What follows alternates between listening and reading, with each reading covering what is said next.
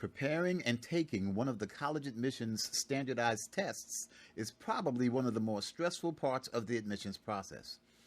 However, at least some of the stress can be relieved if you know how the tests are used and what your scores really mean. This information is made available by the maker of the exams, but oftentimes students are just too stressed out about the whole process to really read beyond the date of the next exam and the basic description of the tests. So let's start by talking about what these standardized tests are used for. The SAT and ACT are used as a measure of college readiness. It is important to say a measure as opposed to the measure. College readiness typically refers to a collection of skills, knowledge, behaviors, and competencies a high school student should possess upon entering or preparing for the first year of college.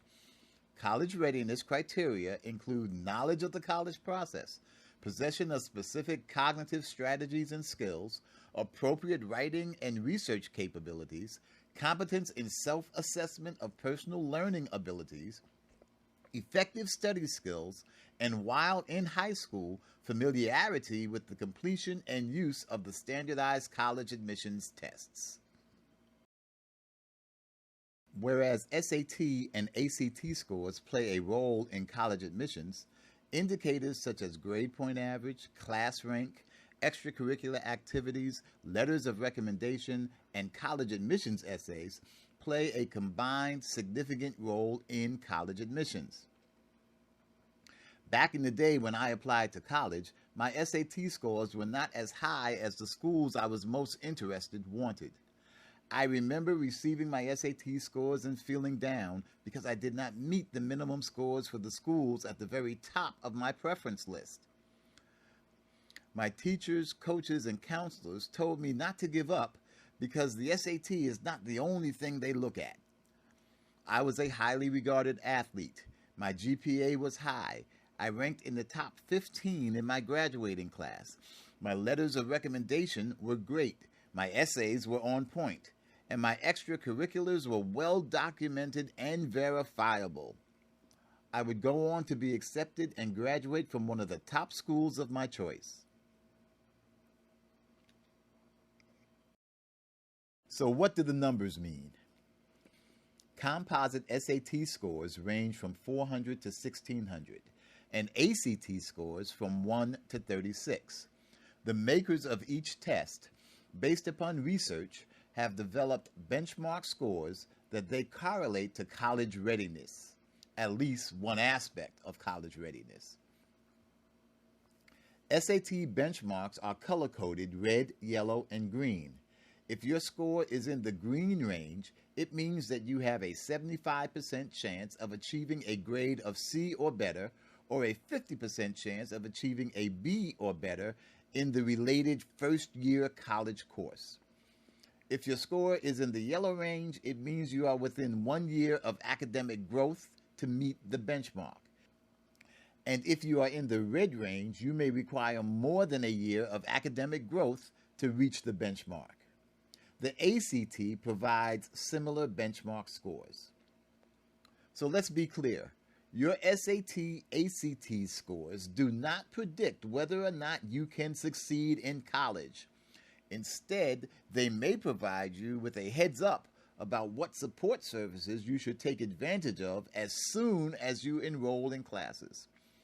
In other words, these tests could be diagnostic rather than predictive. Yes, your score may influence your admissions to certain schools, but it does not bar you from attending college and succeeding.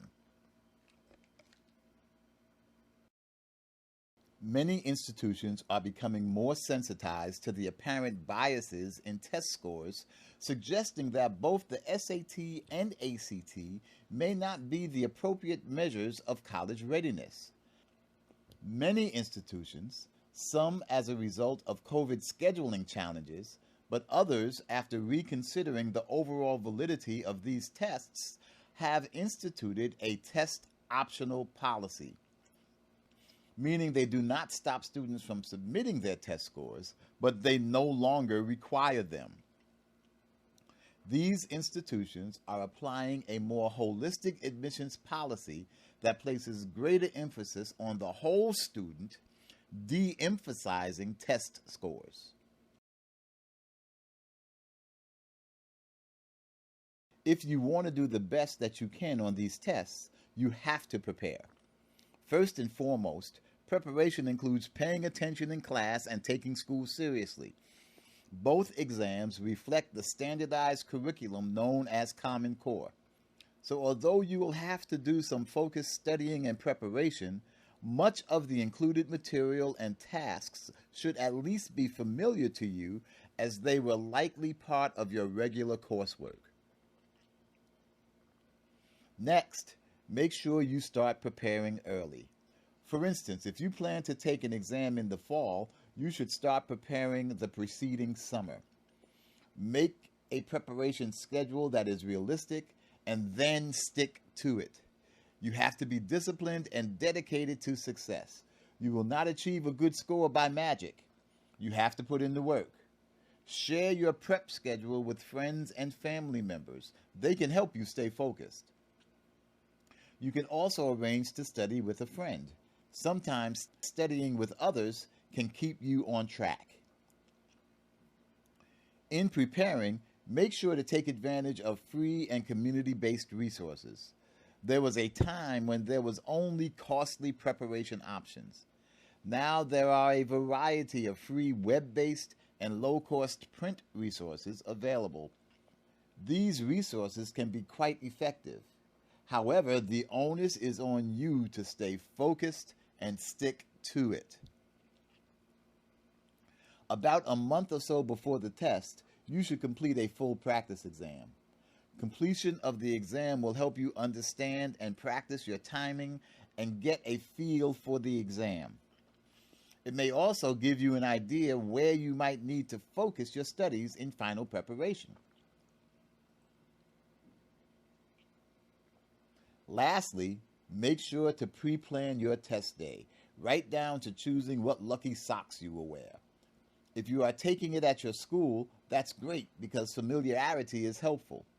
If you are taking it at a testing center or other location, make sure you know how to get there and how long it will take so you can plan accordingly. Even plan out the night before the test.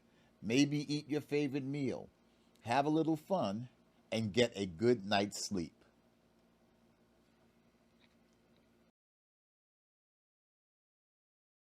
The ETL Education Foundation Virtual University Initiative remains committed to supporting your academic success and college readiness.